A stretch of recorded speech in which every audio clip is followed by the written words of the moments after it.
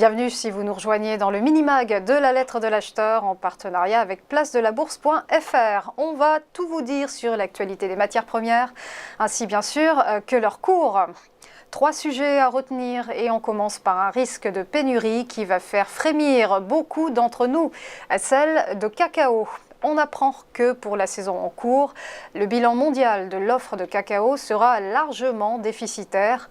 125 000 tonnes devraient manquer dans les stocks, alors que 250 000 tonnes étaient en excédent la saison dernière. Ce sont en tout cas les estimations de 8 experts interrogés par l'agence Reuters. La faute à de mauvaises conditions météorologiques au Ghana, deuxième producteur mondial de cacao. Des pluies tardives et violentes ont gravement impacté la production. Simultanément à une production ivoirienne, elle aussi revue à la baisse. La Côte d'Ivoire, on le rappelle, premier producteur de fèves cacaotées. Résultat, les experts s'attendent à ce que le cacao termine l'année à 2 750 $ la tonne à New York et à 1 880 livres la tonne à Londres. Ajoutez à cela une demande croissante de chocolat post-pandémie et l'on obtient tous les ingrédients d'une pénurie qui s'annonce décidément difficile pour tous les cacaos dépendants.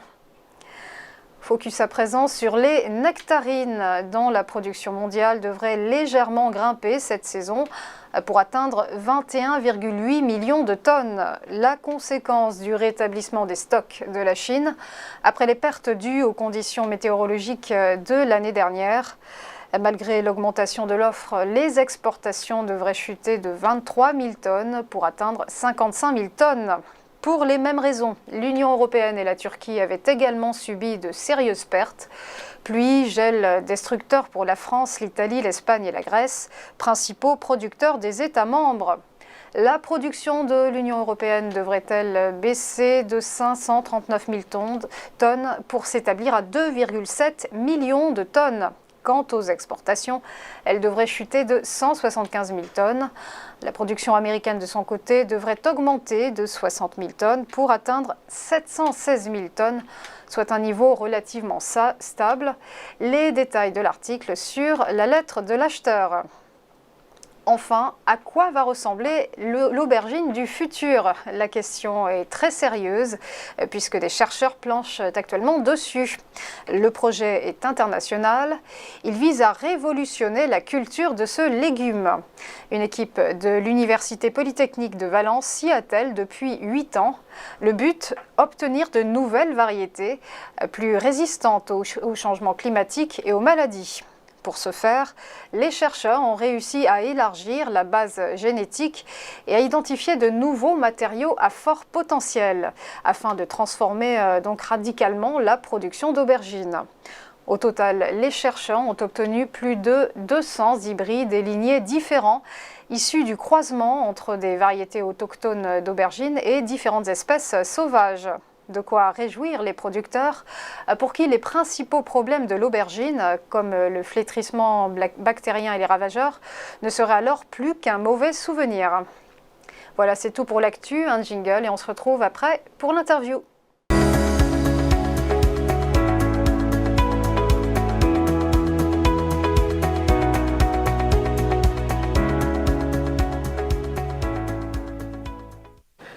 Vous êtes bien dans le mag de la lettre de l'acheteur et direction la Creuse. On va parler élevage.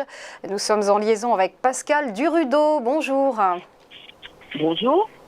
Alors Pascale, vous êtes agricultrice, vice-présidente de la Chambre d'agriculture de la Creuse et à la tête d'un GAEC qui porte votre nom. Alors tout d'abord, présentez-nous votre activité d'éleveuse. Plus qu'un métier, c'était une vocation pour vous ? Pascale Durudeau, agricultrice à Olon dans la Creuse, dans le département de la Creuse.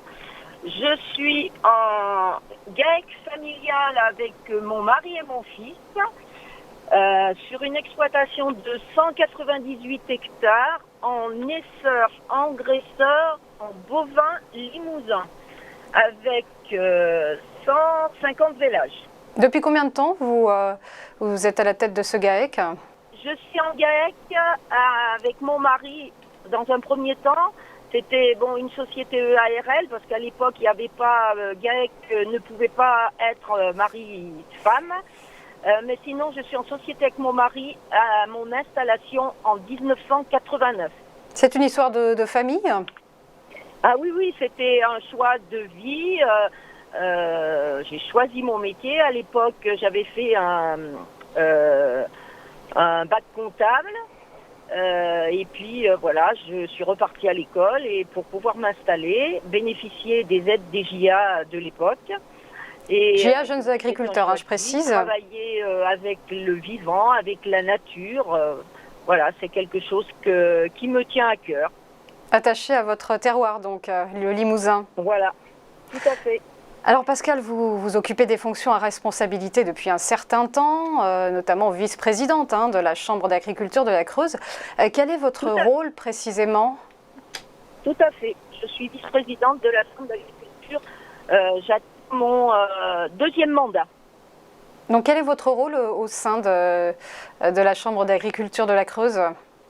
Alors, mon rôle, c'est-à-dire que je suis dans plusieurs commissions. La Chambre d'agriculture, c'est déjà avant tout une mission de service public dans l'élevage, parce que donc sur notre département, l'élevage est la principale production. Donc voilà, il y a plusieurs commissions, commission installation, économique, chasse, élevage, commission des finances, environnement, urbanisme, bio. Je m'occupe essentiellement du dossier commission économique, chasse, environnement, urbanisme et commission des finances. Vous avez des missions d'accompagnement, j'imagine? Voilà, tout à fait. On accompagne tous les dossiers. Tous les dossiers, il n'y a pas de petits ou de gros dossiers. Tous les dossiers sont examinés, peu importe.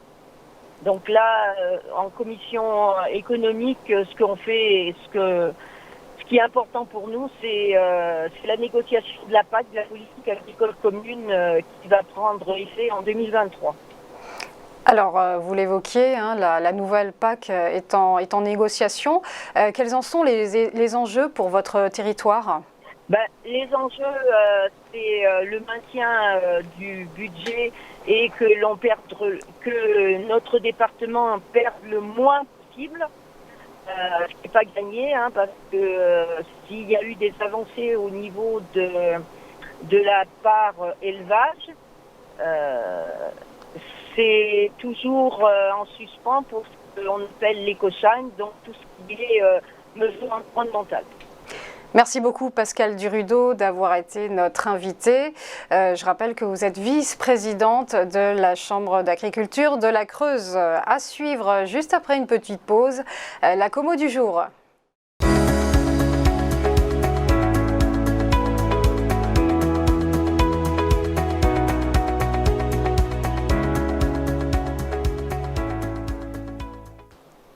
Il est temps de retrouver Mathieu Driol, fidèle au poste. Bonjour.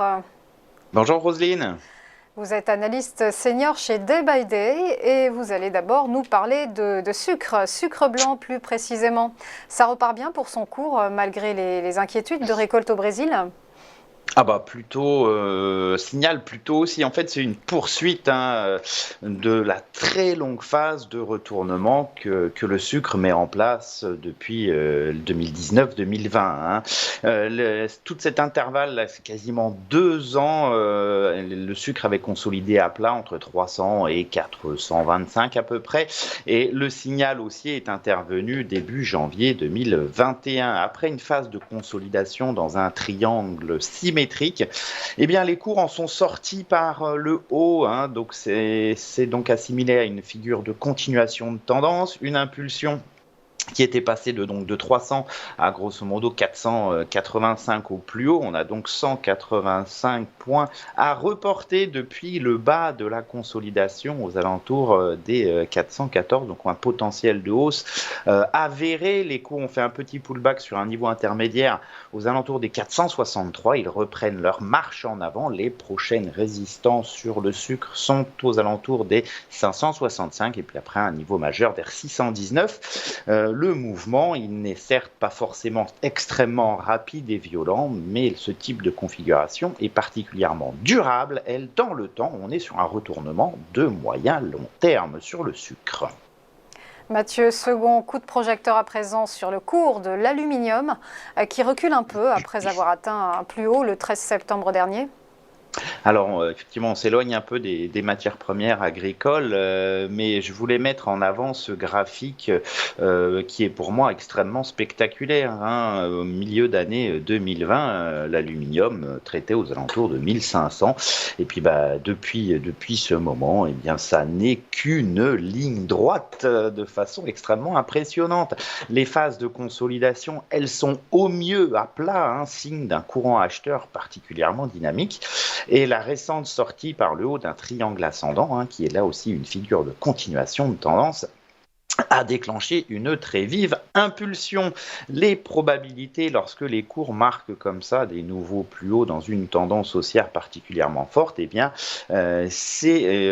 sont toujours en faveur de la poursuite, hein, de cette dynamique. Alors oui, à très court terme, on a marqué un sommet psychologique aux alentours des 3000 qui a provoqué une légère phase de consolidation, mais celle-ci ne semble être que très intermédiaire, hein. On pourrait à l'extrême revenir sur le précédent sommet aux alentours des 2720, mais ça serait pour mieux repartir de l'avant en direction des plus hauts historiques entre 3255 et 3380. Les cours de l'aluminium n'ont pas fini de grimper. Merci beaucoup Mathieu Driol pour votre décryptage. Je rappelle que vous êtes analyste senior chez Day by Day. C'est à présent la fin du MAG de la lettre de l'acheteur. Merci beaucoup de l'avoir suivi. Merci de votre attention.